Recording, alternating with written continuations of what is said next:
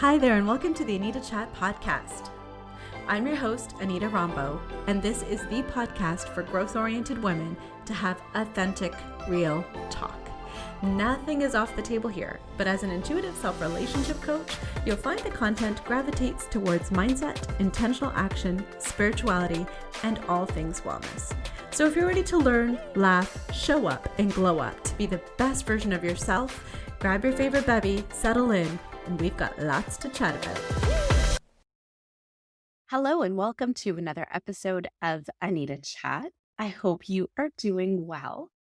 Late last year, my family and I, we were featured in a local publication. And as part of that process, we were asked some questions. And there was one in particular that sparked an interesting conversation between my husband and I, and ultimately also led to the establishment of a family motto. And that is really the muse behind this chat episode today. So the question that we were asked specifically was, if our family had a motto to live by, what would it be?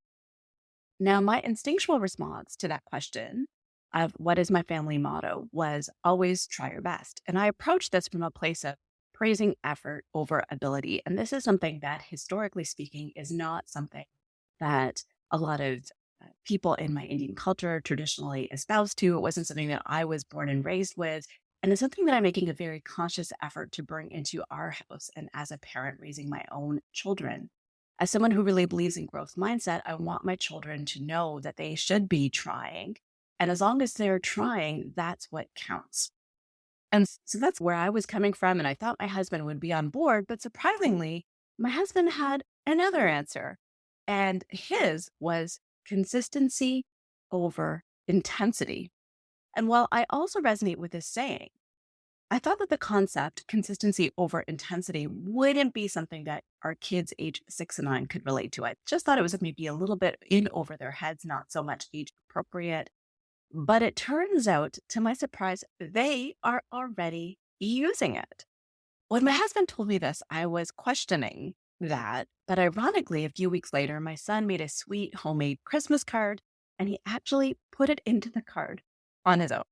So aside from the fact that I didn't give my kids enough credit that they deserve, this now has become our new family motto because it's quite apparent that they understand it, that they're applying it, they're even referencing it.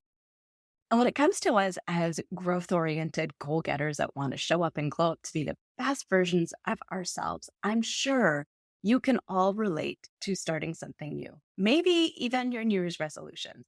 Maybe it's a new fitness routine, a new way of eating, a new lifestyle, a new habit of some sorts. I'm sure we can all relate to the fact that we feel so motivated and excited and go all in at the very beginning.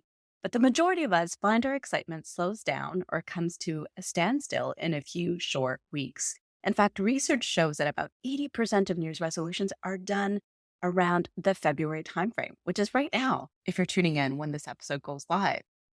You know what makes us successful? It's not the motivation or excitement that we have. I mean, that certainly helps too. And that's why it is so important to ground the results you want in a purpose that truly lights you up. Because if you're not motivated or excited, you're definitely setting yourself up for failure. But to make something stick, what determines success is showing up. Showing up is winning. Showing up even when we are busy, even when we aren't having a good day, even when we don't feel like it at all, even if it's 2 minutes. In fact, I think showing up on the hard days, even if it is for 2 minutes, really is a key indicator of success.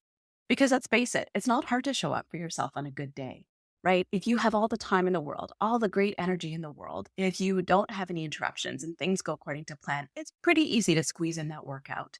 But showing up for yourself on a day when you are maybe pressed for time, when you really have to fight with yourself to do the things, when it seems like the odds are stacked against you to actually go through with whatever it is that you want to do, whatever your goal is, when it would be easier to give up or give yourself a pass for the day, showing up on those days, even if it is for 2 minutes, that means that you are committed to that vision or goal, that you were able to surpass the obstacles or challenges that prevented you from moving forward.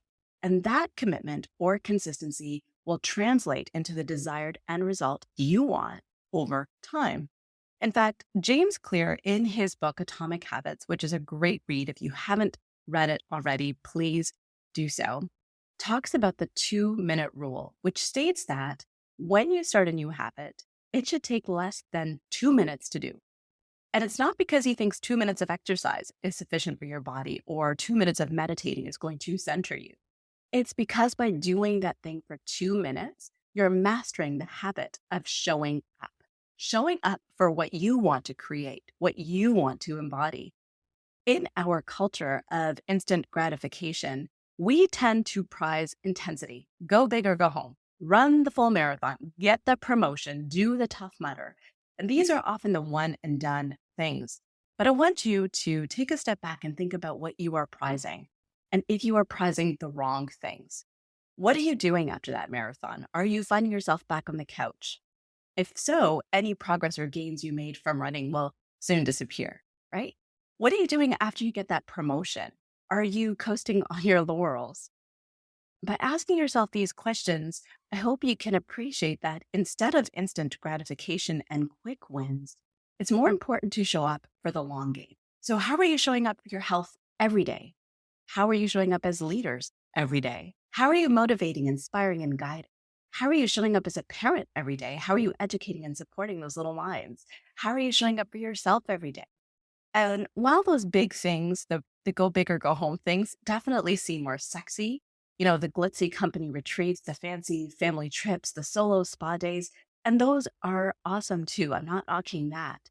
It's showing up every day and doing that thing every day that counts. It's progress and long game, consistency over intensity. And doesn't it feel good to know that you don't need to show up at 100% every day? Because let's face it, there are so many things that are on our plates, and it isn't reasonable or feasible to expect that. That expectation could be a recipe for giving up entirely. But showing up, just showing up, we can do that. You can do that.